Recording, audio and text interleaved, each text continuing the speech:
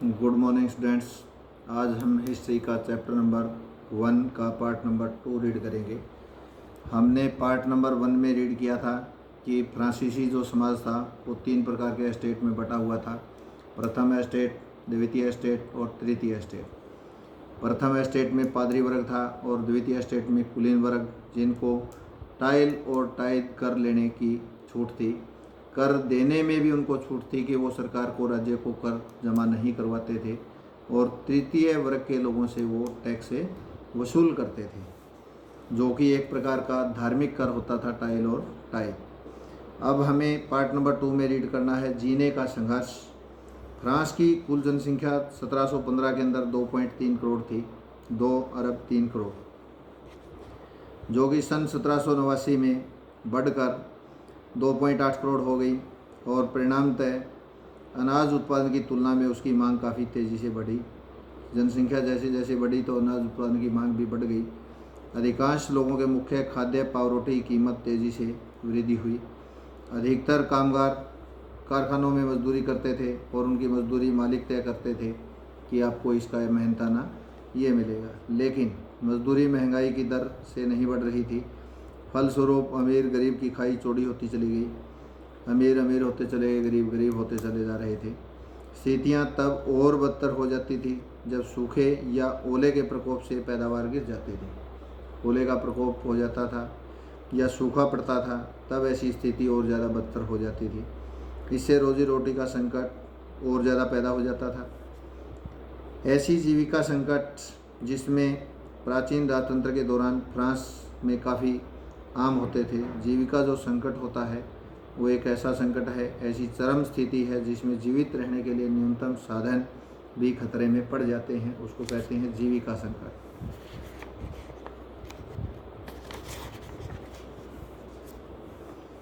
जीविका संकट कैसे उत्पन्न होता है?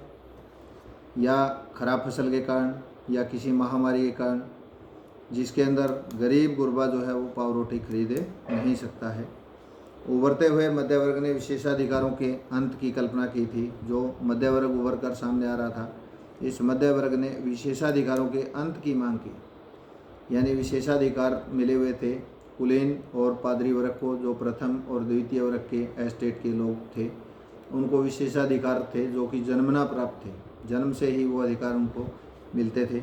उनके अंत की मांग की उभरते मध्य वर्ग ने पहले भी कर बढ़ने और अकाल के समय किसान और कामगार विद्रोह कर चुके थे, परंतु उनके पास सामाजिक एवं आर्थिक व्यवस्था की बुनियादी बदलाव लाने के लिए साधन एवं कार्यक्रम नहीं थे।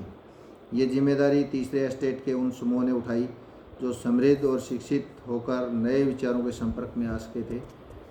18वीं सदी में एक नए सामाजिक समूह का उदय हुआ जिसे मध्य वर्ग कहा गया था, जिसने फैलते समुद्र पारीय व्यापार और ऊनी तथा रेशमी वस्त्रों के उत्पादन के बल पर संपत्ति अर्जित की थी। ऊनी और रेशमी वस्त्रों का जो उत्पादन था उसके बल पर उनको संपत्ति अर्जित की, धन इकट्ठा किया था।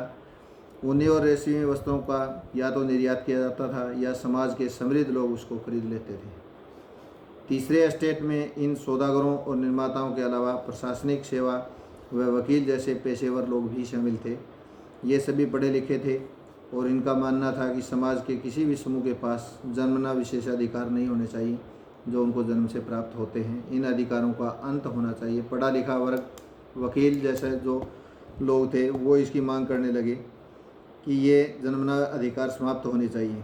किसी भी व्यक्ति की सामाजिक हैसियत का आधार उसकी योग्यता ही होनी चाहिए, इसलिए जन्मना अधिकारों को समाप्त किया जाना चाहिए। स्वतंत्रता, समान नियमों, समान अवसरों के विचार पर आधारित समाज की यह परिकल्पना जॉन लॉक और जेन जाक रूसो जैसे दार्शनिकों ने प्रस्तुत की थी। अब जो 2 ट्राइजेस ऑफ गवर्नमेंट में लॉक ने राजा के देवी और निरंकुश अधिकारों के सिद्धांतों का खंडन किया था। रूसो ने इस विचार को आगे बढ़ाते हुए जनता और उसके प्रतिनिधियों के बीच एक सामाजिक अनुबंध पर आधारित सरकार का प्रस्ताव रखा था। रूसो ने मॉन्टेस्क्यू ने the spirit of the laws नामक रचना में सरकार के अंदर विधायिका, कार्यपालिका और न्यायपालिका के बीच सत्ता विभाजन की बात कही थी कि 3 प्रकार से सरकार के बीच में विधायिका, कार्यपालिका और न्यायपालिका कार्य करेगी। इसका बंटवारा इस प्रकार से किया जाना चाहिए। ये मॉन्टेस्क्यू के विचार थे। जब संयुक्त राज्य अमेरिका में 13 उपनिवेशों ने ब्रिटेन से खुद को आज़ाद घोषित कर दिया था, तो वहाँ इसी मॉडल की सरकार बनी थी, यानी विधायिका, कार्यपालिका और न्यायपालिका का मॉडल तैयार किया गया था। फ्रांस के जो राजनीतिक चिंतक थे, इन चिंतकों के लिए अमेरिकी संविधान और उसमें दी गई व्यक्तिगत अधिकारों की गारंटी प्रेरणा का एक महत्वपूर्ण स्रोत थी। दार्शनिकों के इन विचारों पर काफ़ी हाउसों व सैलान की गोष्ठियों में गर्मागर्म बहस हुआ करती थी। पुस्तकों और अखबारों के माध्यम से इसका व्यापक प्रसार हुआ। पुस्तकों एवं अखबारों को लोगों के बीच ज़ोर से पढ़ा जाता था, ताकि अनपढ़ भी उस बात को समझ सकते हों।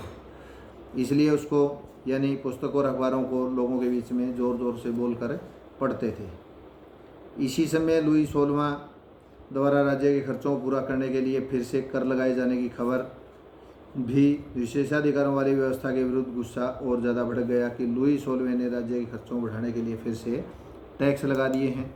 और इसकी खबर साथ साथ विशेषाधिकार वाली व्यवस्था के साथ ही इनका गुस्सा और ज़्यादा, प्रजा का गुस्सा बढ़ गया। जो उभरता हुआ मध्य वर्ग था, ये सरकार के खिलाफ चला गया, राजा लुई 16वें के खिलाफ हो गया।